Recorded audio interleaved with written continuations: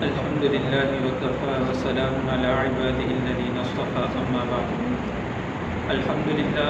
ہمارا سیرت النبی صلی اللہ علیہ وسلم کے دروس کا سلسلہ چل رہا ہے اور 2 ہجری کے واقعات ہم نے الحمدللہ ان کا مطالعہ کر لیا ہے، وہ مکمل کر لیے ہیں۔ اس کے بعد 3 ہجری کے جو چند واقعات تھے شروع کے، ان کا بھی ہم نے مطالعہ کیا۔ اس کے بعد وہ مسلمانوں کے طاقت کو کمزور کرنے کے در پہ رہتے تھے اور خود انہیں اپنا بھی خطرہ رہتا تھا کہ جب شام کی طرف تجارت کے لیے جاتے، مدینہ راستے میں پڑتا تھا تو راستہ ان کو پرخطر ہو چکا تھا، مسلمانوں سے ہر وقت ان کو ڈر رہتا۔ اور دوسری طرف جب اللہ رب العزت نے مسلمانوں کو اور اسلام کو بدر کے میدان میں فتح نصیب فرمائی تو یہ فتح گویا کہ کفریہ طاقتوں کے ماتھے پر مسلمانوں کی ایک داغ بٹھانے کے لیے اور مسلمانوں کا ایک روب بٹھانے کے لیے بہت کافی تھا۔ اس میں بعد میں ابو سفیان نے بھی ایک دفعہ اپنا 200 سواروں کا لشکر لا کر مدینہ طیبہ کی ایک سمت میں ایک طرف حملہ کر کے واپس بھاگا اور اہل مدینہ پر براہ راست حملہ کر کے جنگ میں مقابلہ نہیں کر سکا۔ اس طرح اور جو کفار تھے، یہود تھے، انہوں نے بھی اندرون خانہ سازشیں کی لیکن براہ راست سامنے آ کر مسلمانوں کا مقابلہ نہیں کر سکے۔ گزشتہ درس میں ہم نے پڑھا تھا کہ ایک تو ابو سفیان کا جو لشکر ہے یہ بھی واپس شکست کھا کر بھاگا۔ پھر ہم نے اس بات کا بھی مطالعہ کیا تھا کہ جو اللہ کے نبی کے گستاخ تھے اور اسلام کے خلاف لوگوں کو ورگلاتے تھے، ان کا بھی اسلام نے اور اللہ کے نبی نے ان کو بھی سائڈ پہ کیا، تہہ تیگ کیا۔ اور پھر مشرکین کا ایک لشکر تھا، یہ جو شام کی تجارت کے لیے مکہ سے نکلا تھا، تو اللہ کے نبی صلی اللہ علیہ وسلم نے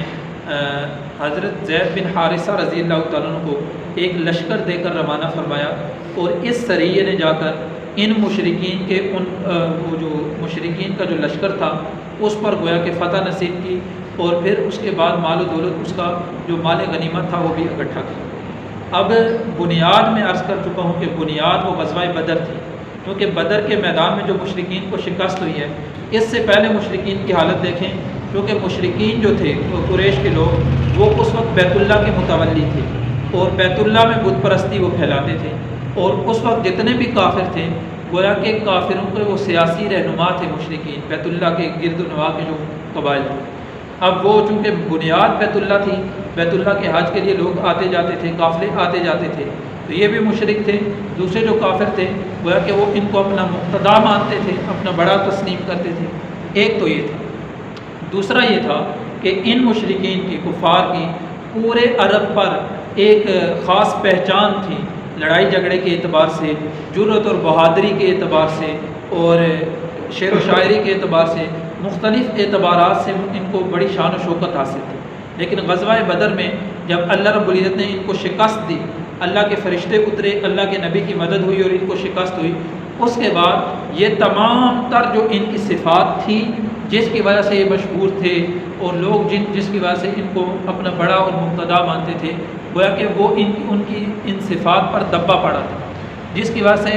ان کے دل میں یہ خواہش تھی کہ کہیں ایسا آمنا سامنا ہو کہ ہم مسلمانوں سے ایک فیصلہ کن جنگ کریں، جس کے بعد مسلمانوں کو علیہ باللہ اور اللہ کے نبی صلی اللہ علیہ وسلم کو ختم فرما دیں، جس کے بعد ہماری وہی شان و شوکت اور ہمارا وہی عزت اور مرتبہ بحال ہو جائے۔ اس کے لیے کوشش کرتے رہتے تھے۔ تو 2 ہجری میں غزوہ بدر ہوا، 3 ہجری میں دوبارہ، اس سے 1 سال بعد انہوں نے جو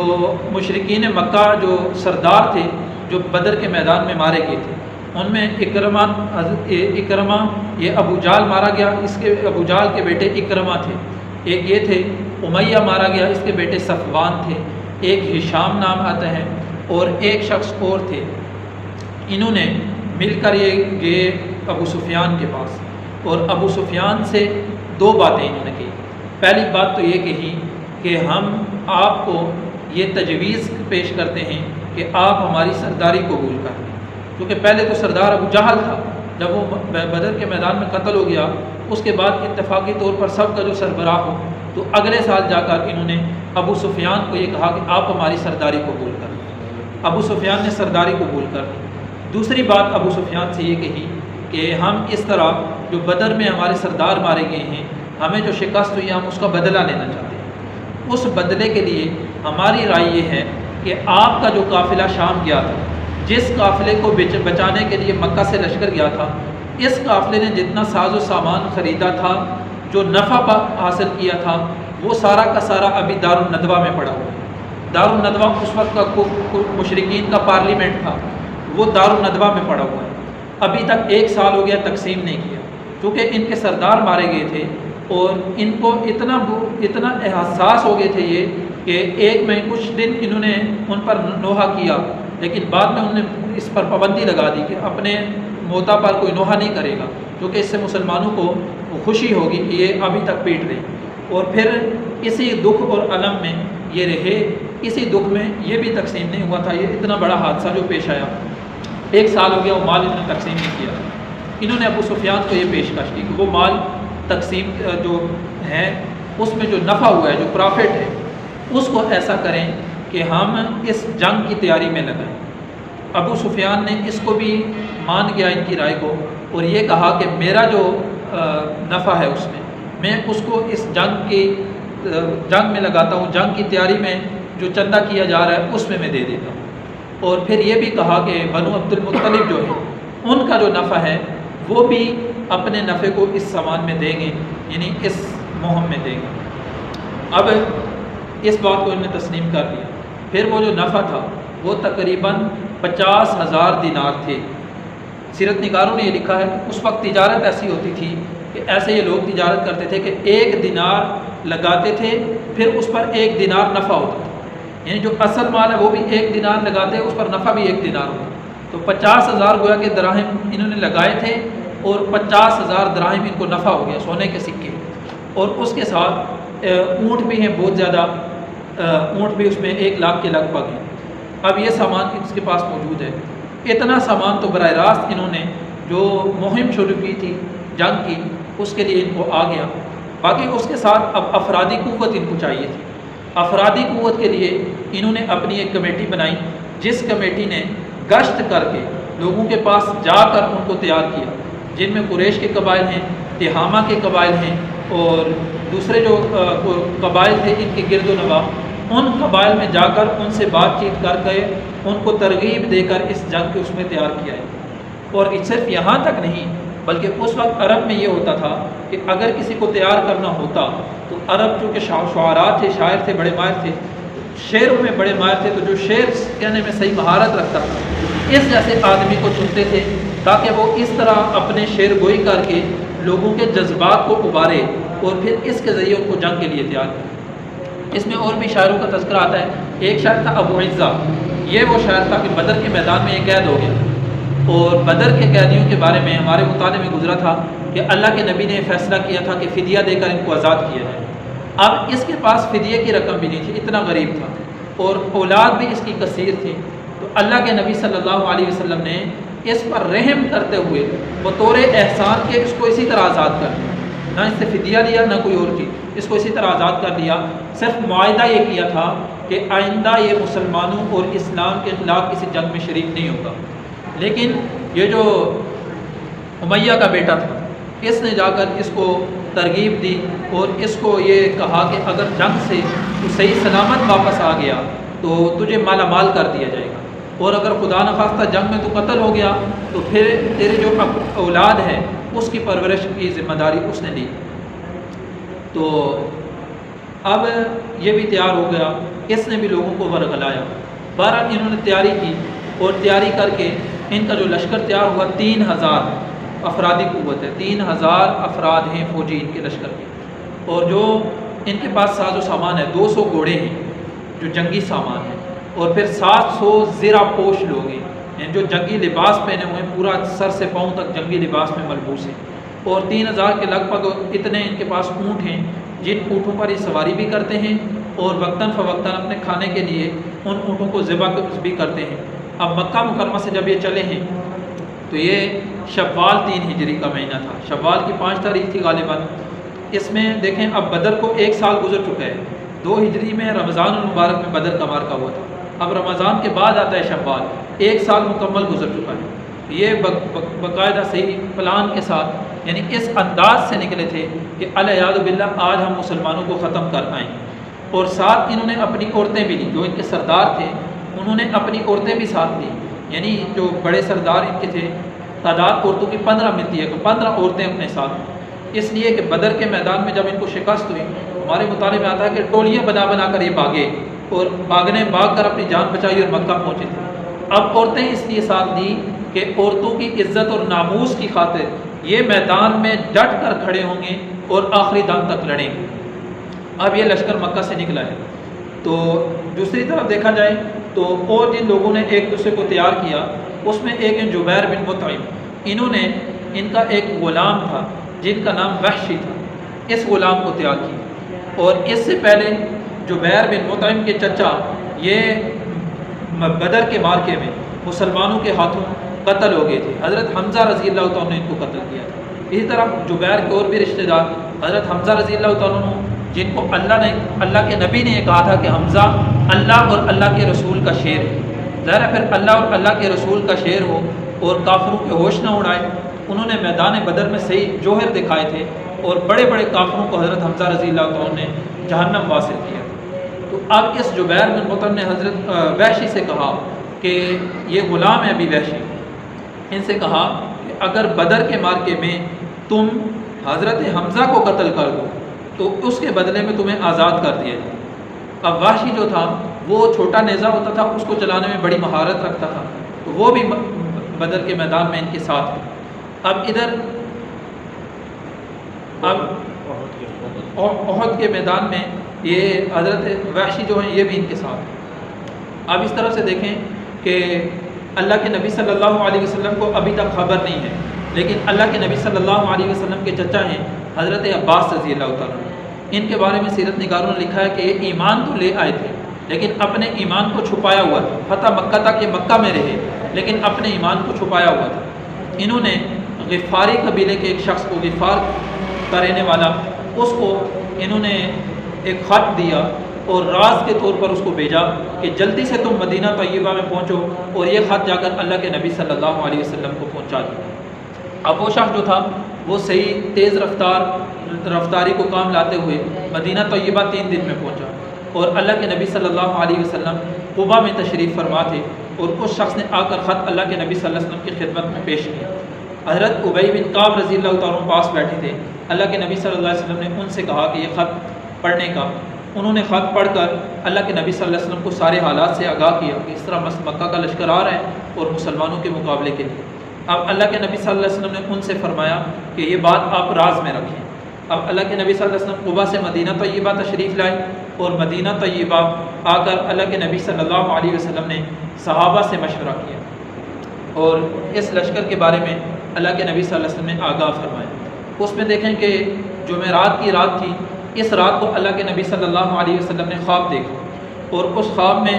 اللہ کے نبی صلی اللہ علیہ وسلم نے ایک تو یہ دیکھا کہ گائے کو ذبح ہوتے ہوئے دیکھا، بہت سی گائے ہیں موٹی تازی، ان کو اللہ کے نبی صلی اللہ علیہ وسلم نے دیکھا کہ میں نے دیکھا کہ گائے ذبح ہو رہی، اور پھر اللہ کے نبی صلی اللہ علیہ وسلم نے یہ دیکھا کہ میری جو تلوار ہے اس تلوار میں دندانے پڑ گئے ہیں، تلوار کے آگے سے دار اس کو تھوڑی ٹوٹ گئی یا دندانے سے پڑ گئی، اور پھر ایک خواب میں یہ بھی دیکھا اللہ کے نبی صلی اللہ علیہ وسلم نے کہ میں نے اپنا ہاتھ ایک مضبوط زرہ میں داخل کر دیا۔ اس پر صحابہ صبح اللہ کے نبی صلی اللہ علیہ وسلم نے جب صحابہ کو لشکر کے بارے میں بھی بتایا، سارے حالات سے آگاہ کیا اور اپنے ان خواب بھی اللہ کے نبی صلی اللہ علیہ وسلم نے صحابہ سے بیان کیا۔ صحابہ نے عرض کیا اللہ کے رسول اس کی تعبیر ارشاد فرمائیں، تو آپ صلی اللہ علیہ وسلم نے ارشاد فرمایا کہ جو تو میں نے دیکھا ہے کہ گائے ذبح ہو رہی ہے، اس کی تعبیر یہ ہے کہ اس غزوے میں، اس جہاد میں میرے صحابہ شہید ہوں گے، اور پھر جو دیکھا کہ میری تلوار جو ہے اس میں دندانے پڑ گئے ہیں، اس کی تعبیر یہ ہے کہ میرے گھر کے افراد میں، میرے اہل بیت میں سے کوئی شخص اس غزوے میں جام شہادت نوش کرے۔ اور پھر اللہ کے نبی صلی اللہ علیہ وسلم نے دیکھا کہ میرا ہاتھ محفوظ مقام پر محفوظ زرہ میں ہے،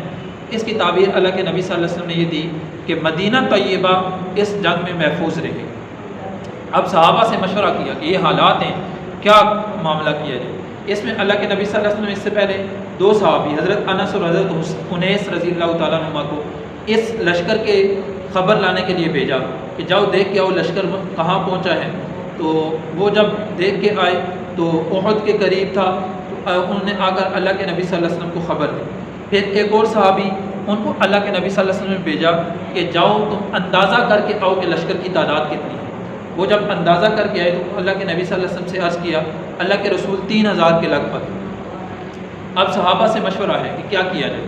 تو رات کو ایسے سخت حالات پیش ہے کہ اچانک معاملہ تھا، تو اللہ کے نبی صلی اللہ علیہ وسلم نے جو مدینہ میں داخل ہونے والے راستے تھے ان راستوں پر بھی اللہ کے نبی صلی اللہ علیہ وسلم نے حفاظتی دستے قائم فرمائے، اور پھر اللہ کے نبی صلی اللہ علیہ وسلم کی ذات کی حفاظت کے لیے حضرت اسید بن خزیر رضی اللہ تعالیٰ عنہ، حضرت سعد بن معاذ رضی اللہ تعالیٰ عنہ، اور اسی طرح ایک اور سردار ہیں، یہ اللہ کے نبی صلی اللہ علیہ وسلم کی حفاظت آپ کا پہرا دینے کے لیے رات کو آپ کا پہرا دیتے رہے۔ اس طرح رات کو پہرے دار مدینہ کے راستوں پر بھی رہے۔ اللہ کے نبی صلی اللہ علیہ وسلم کی ذات اقدس کا پہرا بھی صحابہ نے رات کو دیا، کیونکہ اچانک اگر حملہ ہو جائے تو اس صورت میں کیا کیا جائے۔ اب جب مشورہ ہوا،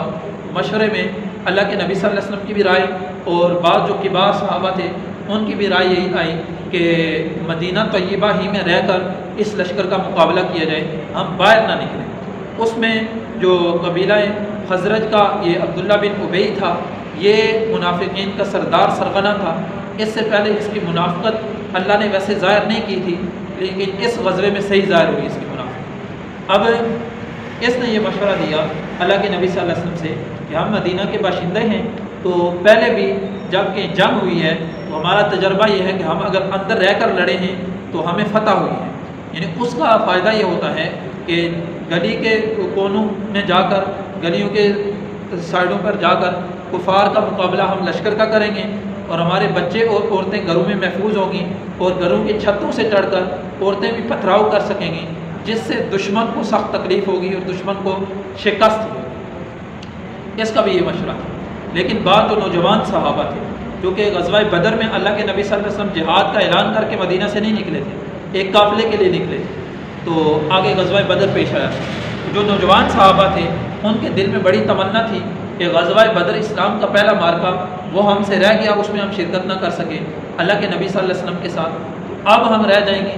انہوں نے اللہ کے نبی صلی اللہ علیہ وسلم کو بڑھ چڑھ کر مشورہ بھی دیا اور اصرار بھی کیا کہ اللہ کے نبی باہر نکل کر ہم مقابلہ کرتے ہیں دشمن کا، تاکہ دشمن کو بھی پتہ چلے کہ ہم بزدل نہیں ہیں، ہم ڈرے ہوئے نہیں ہیں دشمن سے۔ اور انہی میں حضرت حمزہ رضی اللہ تعالیٰ عنہ بھی تھے، انہوں نے بھی اللہ کے نبی صلی اللہ علیہ وسلم کو مشورہ دیا، اور روایات میں آتا ہے کہ انہوں نے یہاں تک کہا کہ قسم کھا لی کہ اللہ کے رسول میں تب تک کھانا نہیں کھاؤں گا جب تک کہ میں مدینہ طیبہ سے باہر نکل کر ان کفار سے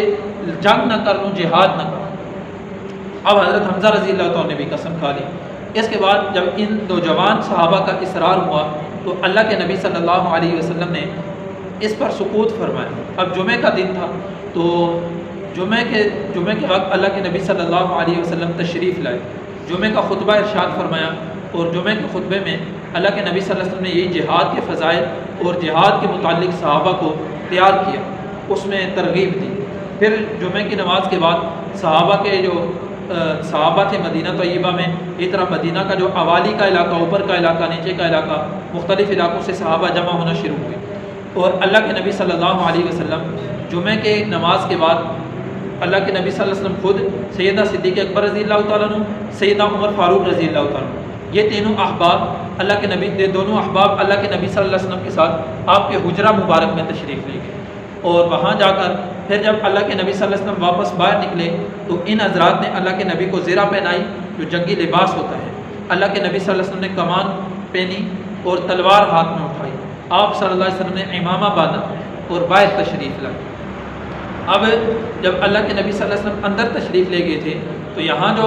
اوس اور خزرج کے سرداروں میں سے تھے حضرت اسید بن خزیر، حضرت سعد بن معاذ رضی اللہ تعالیٰ عنہ، انہوں نے نوجوان صحابہ سے فرمایا کہ دیکھو اللہ کے نبی صلی اللہ علیہ وسلم کی اپنی رائے یہاں رہنے کی تھی، اور اللہ کے نبی صلی اللہ علیہ وسلم کو اللہ کی طرف سے وحی آتی ہے، اور تم لوگوں کے اصرار کی وجہ سے اللہ کے نبی صلی اللہ علیہ وسلم لشکر کو باہر لے کر جا رہے ہیں، لہذا تمہارا اللہ کے نبی صلی اللہ علیہ وسلم سے اصرار کرنا اور ان کو مجبور کرنا یہ درست نہیں ہے۔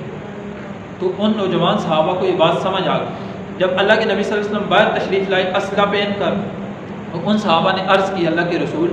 آپ صاحب وحی نبی ہیں، اللہ کی طرف سے آپ کے اوپر وحی آتی ہے، تو ہم نے جو آپ پر اصرار کیا ہے ہم اپنی اس بات سے پیچھے ہٹتے ہیں، آپ سے معافی چاہتے ہیں، آپ جس کو مناسب سمجھتے ہیں وہ صورت اختیار کیجیے۔ اس پر اللہ کے نبی صلی اللہ علیہ وسلم نے فرمایا کہ نبی جو ہوتے ہیں، نبی جب کسی جہاد کے لیے تیاری کر لیں، اسلحہ پہن لیں، تو جب تک جہاد کر نہ لیں تب تک وہ نبی اسلحہ اتارا نہیں کرتے۔ اس لیے اب میں نے اسلحہ پہن لیا ہے، اس لیے اب میں چلوں گا۔ اب سیرت نگاروں نے لکھا ہے کہ نبی کو اللہ نے ایسی بہادری اور جرت دی ہوتی ہے کہ وہ اس وقت پوری دنیا کے ہر انسان سے نبی جرت اور بہادری میں اللہ کا جو وقت کا نبی ہوتا ہے وہ سب سے قوی ہوتا ہے، جرت اور بہادری میں سب سے اعلیٰ درجے کا ہوتا ہے۔ اب اللہ کے نبی صلی اللہ علیہ وسلم تشریف لائے، عصر کی نماز پڑھائی، عصر کی نماز کے بعد صحابہ کے لشکر کو لے کر روانہ ہو۔ اب لشکر میں جھنڈے جو تھے وہ جھنڈے اللہ کے نبی نے تقسیم کیے۔ یہ جھنڈا جو مہاجرین کا تھا وہ حضرت مصعب بن عمیر رضی اللہ تعالیٰ کو دیا، اور انصار کے 2 قبیلے تھے، ان میں سے ایک کا جھنڈا حضرت اسید بن خزیر رضی اللہ تعالیٰ کو دیا، قبیلہ اوس کا، اور دوسرے قبیلے کا حضرت خباب بن منذر رضی اللہ تعالیٰ کو دیا۔ اور اللہ کے نبی صلی اللہ علیہ وسلم مدینہ طیبہ سے نکلے، اور پیچھے جو قائم مقام امام تھا وہ حضرت عبداللہ بن ام مکتوم رضی اللہ تعالیٰ کو امام بنایا۔ اب اللہ کے نبی صلی اللہ علیہ وسلم یہاں سے نکلے، باہر نکل کر ایک مقام پر جب پڑاؤ ڈالا تو وہاں پر رات کے وقت اللہ کے نبی صلی اللہ علیہ وسلم نے مغرب کی نماز بھی پڑھی، پھر کچھ وقت گزرنے کے بعد عشاء کی نماز بھی پڑھی، اور ساتھ ساتھ اللہ کے نبی صلی اللہ علیہ وسلم کی یہ سنت تھی کہ جس لشکر کے لیے جا رہے ہیں مقابلے کے لیے، جہاد کے لیے، تو اپنے قاصد روانہ کر کے ان کی خیر خبر لیتے رہتے تھے۔ اب اللہ کے نبی صلی اللہ علیہ وسلم نے جب اس مقام پر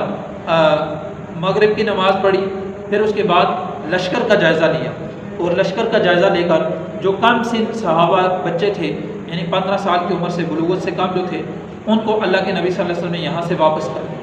اب صحابہ کا جذبہ دیکھیں کہ ابھی بالغ نہیں ہوئے، بلوغت تک بھی نہیں پہنچے، اور سامنے کیا ہے؟ جہاد ہے، جہاں پر جان کی بازی لگ رہی ہے، اس کے لیے صحابہ نکل رہے ہیں اللہ کے نبی صلی اللہ علیہ وسلم کے ساتھ۔ اب یہاں پر اللہ کے نبی صلی اللہ علیہ وسلم نے یہاں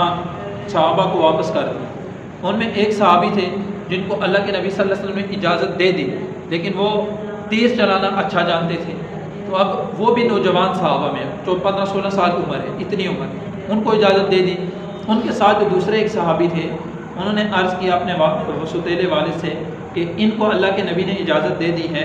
آپ اللہ کے نبی صلی اللہ علیہ وسلم سے عرض کریں کہ مجھے بھی اجازت ہے۔ اور بعض روایات میں آتا ہے کہ انہوں نے کہا کہ آپ اللہ کے نبی سے کہیں کہ یہ ان سے قوی ہے، آپ ان دونوں کا مقابلہ کروا دیں۔ اور جب مقابلہ کروایا تو جو دوسرے صحابی اجازت مانگ رہے تھے، انہوں نے، جن کو اللہ کے نبی نے اجازت دی تھی، ان کو بچھاڑ دیا، تو اب اللہ کے نبی نے ان کو بھی اجازت دی۔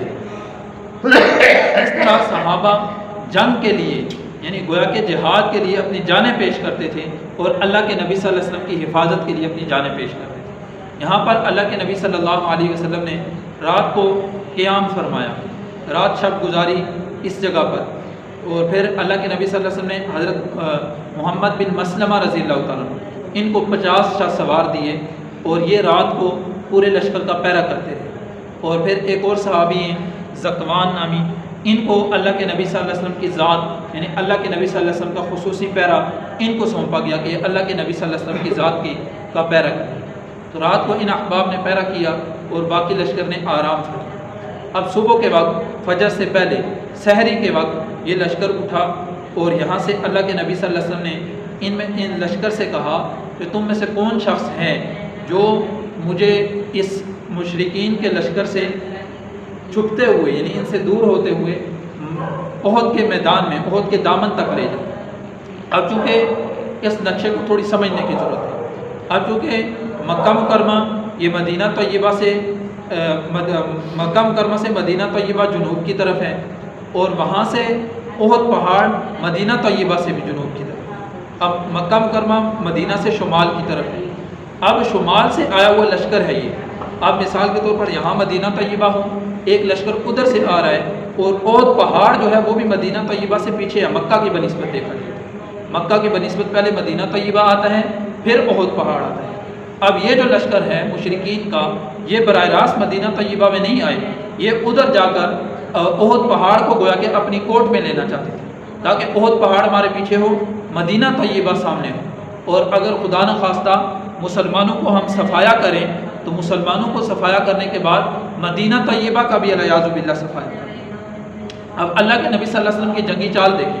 آپ صلی اللہ علیہ وسلم نے یہ کیا کہ آپ صلی اللہ علیہ وسلم نے رہبر کو یہ کہا کہ مکی لشکر سے تھوڑا دور ہوتے ہوئے ہمیں رہبری کرے اور سیدھا جا کر احد پہاڑ کے دامن میں لے جائے. اب اللہ کے نبی صلی اللہ علیہ وسلم کو جب اس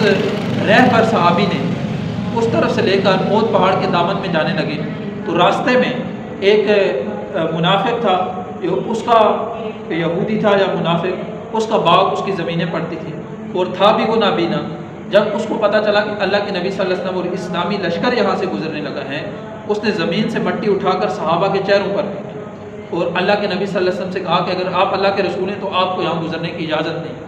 اس پر صحابہ نے اللہ کے نبی سے عرض کیا اللہ کے رسول اگر اجازت ہو تو اس کی گردن مار دی جائے، لیکن اللہ کے نبی صلی اللہ علیہ وسلم نے صحابہ سے کو منع فرمایا اور یہ کہا کہ یہ آنکھوں سے بھی نابینا ہے اور دل سے بھی نابینا ہے. پھر اللہ کے نبی کا یہ لشکر لے کر احد پہاڑ کے دامن میں جا پہنچے. اب جب اللہ کے نبی صلی اللہ علیہ وسلم وہاں پہنچے، اب مشرکین کا جو لشکر تھا بالکل سامنے اور پھر اس کے پیچھے سامنے مدینہ ہے. اب اللہ کے نبی صلی اللہ علیہ وسلم اور اسلامی لشکر یہ دو طرف سے محفوظ ہو گیا ہے. ان کی پیٹھ پیچھے دیکھیں تو پہاڑ ہے، دائیں طرف بھی پہاڑ ہے. اب بائیں طرف سے ایک درہ سا ہے جو جس سے راستہ بن سکتا تھا، کافی وسیع درہ سا ہے. اللہ کے نبی صلی اللہ علیہ وسلم نے جنگی چالوں کے تحت 50 جو تیر انداز صحابہ تھے ان کا ایک دستہ مقرر فرمایا اور ان کو یہ کہا کہ اس درے کو تم نے سنبھالنا اور ان کو انتہائی سخت اللہ کے نبی صلی اللہ علیہ وسلم نے گویا کہ جو جنگی اصول تھے ان کے تحت ان کو یہ کہا کہ اگر تم، بعض روایات میں آتا ہے کہ ان کو یہ کہا کہ اگر تم دیکھو کہ مشرکین ہم پر غالب آ جائیں، ہمیں قتل بھی کر دیں، تب بھی تم نے یہ راستہ نہیں چھوڑا.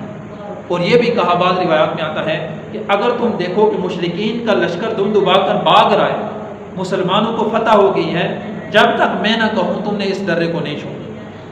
اور پھر یہاں تک بھی کہا کہ اگر تم دیکھو کہ مسلمان مال غنیمت سمیٹ رہے ہیں، مشرکین کے لشکر کو شکست ہو گئی ہے، تب بھی تم نے اس درے کو نہیں چھوڑا. اتنے سخت اللہ کے نبی صلی اللہ علیہ وسلم نے ان کو ہدایات جاری کی. لیکن یہ آگے تفصیل میں آئے گا کہ یہ اس درے سے حملہ کیسے ہو. تو یہ اب اللہ کے نبی صلی اللہ علیہ وسلم اسلامی لشکر کو یہاں لے گئے. اب مشرکین کا جو لشکر ہے وہ مشرکین کا لشکر ان کے سامنے ہے. اب جب اللہ کے نبی صلی اللہ علیہ وسلم رات گزار کر یہاں سے نکلے تھے آگے، تو یہاں سے نکلتے ہوئے آگے ایک شوط مقام آتا ہے. تو اب اسلامی لشکر اب تک 1000 کی تعداد ہے. اب جب شوط مقام پر پہنچے تو اس مقام پر جا کر عبداللہ بن ابی جو تھا رأس المنافقین، منافقین کا سرغنہ، اس کے ساتھ 300 افراد تھے جو اس کے ماننے والے تھے. تو یہ ان کو لے کر وہاں سے جدا ہو گیا اسلامی لشکر سے اور یہ کہا کہ یہ لڑائی نہیں ہے، بلکہ اگر لڑائی ہوتی تو ہم تمہارے ساتھ شرکت کرتے. اور پھر یہ بھی کہا ہم اس لیے جدا ہو رہے ہیں کہ میری رائے کو نہیں مانا گیا. میں نے یہ رائے دی تھی کہ مدینہ طیبہ میں رہ کر لڑا جائے، میری بات کو نہیں مانا گیا، ہم کیوں اپنی جانوں کو ہلاکت پر پیش کریں. یہ کہہ کر 300 افراد کو ساتھ سے لے کر چلا گیا. اب یہاں پر دیکھیں اللہ رب العزت نے آخر آ کر اس کی منافقت کو اللہ کے نبی اور مسلمانوں پر ظاہر فرما دیا. اب دیکھیں مدینہ طیبہ سے چلے ہیں، راستے میں رات گزاری ہے، یہاں تک اس نے یہ عمل نہیں کیا کہ اسلامی لشکر کو چھوڑ کر نکل جاتا. اب یہاں جا کر جہاں کا کفار کا لشکر بھی سامنے ہے، وہ دونوں لشکر آپس کی حرکات و سکنات کو دیکھ رہے ہیں، ایک دوسرے کا معائنہ کر رہے ہیں. یہاں سے جا کر یہ سائڈ پہ ہوا ہے اور اس کی وجہ کیا تھی؟ ایک وجہ یہ تھی کہ یہ اگر سائڈ پہ ہوا ہے تو باقی جو مسلمان ہیں ان کے دلوں میں بھی کچھ کمزوری آئے گی کہ یہاں اتنے افراد ہمارے سے پیچھے ہٹ گئے ہیں، ہمیں بھی چاہیے کہ پیچھے چلے جائیں، ہم اپنی جانوں کو کیوں ضائع کریں. اس کا بھی اللہ کے نبی صلی اللہ تعالیٰ نے قرآن پاک میں تذکرہ کیا ہے کہ ایک قبیلہ اوس کا خاندان تھا، قبیلہ خزرج میں سے ایک خاندان تھا، جن کے دلوں میں یہ بات آئی کہ ہم پیچھے ہٹ جائیں. تو اللہ تعالیٰ نے قرآن پاک میں ان کا تذکرہ کیا ہے کہ اس وقت 2 جماعتیں ایسی تھیں کہ جن کمزور پڑنے لگے، لیکن اللہ رب العزت نے ان کے دلوں کو مضبوط کر دی. اور پھر یہاں پر دوسری جانب دیکھیں تو مشرکین ہیں اور مشرکین ان کی حرکات و سکنات کو دیکھ رہے ہیں. جب مشرکین دیکھیں گے کہ انہی میں سے لشکر کے 3 حصے کیے جائیں تو ایک حصہ ان سے چھوٹ کر جا رہا ہے، تو اس پر مشرکین کی جرت اور بہادری اور مشرکین کو اور جرت حاصل ہوگی کہ وہ مسلمانوں کا انتقام لیں. تو اب یہاں آ کر اس نے ایسا عمل کیا ہے جس سے اسلامی لشکر کو کمزور کرنا اور مشرکین کو گویا کہ ایک قوت دینا اور بہادری پر ابھارنا، اس نے یہ عمل کیا ہے۔ اور جب یہ جانے لگا تو اسی کے عبداللہ بن ابی کے قبیلے کے ایک صحابی، بڑے پکے صحابی حضرت عبداللہ، انہوں نے اس قوم کو پکار کر ان کو کہا کہ لوگو تم کہاں جا رہے ہو؟ اللہ کے نبی اور کو میدان میں چھوڑ کر، اللہ کے نبی کے صحابہ کو میدان میں چھوڑ کر تم کہاں جا رہے ہو؟ اس وقت جب آگے سے انہوں نے عذر کیا تو پھر انہوں نے کہا کہ تم جاؤ، چلے جاؤ، تم اللہ اپنے نبی کو تم سے بے نیاز کر دے گا، یعنی تمہارے اللہ اپنے نبی کی حفاظت کرنے کے لیے تمہارا محتاج نہیں ہے، اللہ اپنے نبی کی حفاظت بھی کرے گا اور فتح بھی نصیب فرمائے گا۔ اب یہاں پر دونوں لشکر آمنے سامنے ہیں، اسلامی لشکر کا تو یہ حال ہے، دوسری طرف مکی لشکر جو آیا تھا وہ راستے میں عورتیں جو ہیں وہ شاعر اشعار بھی کہہ رہی ہیں، گانا بازے بھی کر رہی ہیں، اور جب وہ چلتے چلتے یہاں پر پہنچے اپنی عیش و عشرت کے ساتھ آ رہے ہیں، کھانے پینے، روزانہ اونٹ ذبح ہو رہے ہیں، عیش و عشرت کے ساتھ یہاں پہنچے۔ اب مکی لشکر کا جو سردار تھا وہ ابو سفیان، ابھی تک اسلام نہیں تھا، اور مکی لشکر کے ایک طرف کا امیر وہ اکرمہ بن ابی جہل، اور مکی لشکر کے ایک طرف کا امیر حضرت خالد بن ولید، اور درمیان میں جو لشکر پیادہ تھا وہ صفوان بن امیہ تھا۔ اب دیکھیں اللہ تعالیٰ کی کیسی قدرت ہے، یہ یہاں پر مسلمانوں کو مٹانے جو لشکر آیا ہے اس کے 5 بڑے بڑے یہ سربراہ ہیں، اور اللہ رب العزت کی قدرت کو دیکھیں کہ اللہ رب العزت نے ان 5 کے 5 کو اسلام کی دولت سے نواز دیا۔ فتح مکہ کے بعد ان 5 کو اللہ رب العزت نے اسلام کی دولت سے نواز دیا۔ اب یہاں پر اسلام کو مٹانے آئے ہیں، لیکن اللہ کی قدرت دیکھیں کہ اللہ نے فتح مکہ کے بعد اسی نبی کو جس کو ختم کرنے کے لیے آئے تھے اللہ نے لا کر اسی نبی کے قدموں میں ڈال دیا۔ یہ اللہ کی قدرت ہے۔ اب یہ 2 لشکر آمنے سامنے ہیں، اس کے بعد جنگ کیسے شروع ہوئی اور جنگ کے حالات کیا ہوئے وہ انشاءاللہ آئندہ درس میں ہم اس کا مطالعہ کریں گے۔ اللہ تعالیٰ سے دعا ہے کہ اللہ تعالیٰ ہمیں سیرت طیبہ کو سمجھ کر اپنی زندگیاں اس کے مطابق ڈالنے کی توفیق دے۔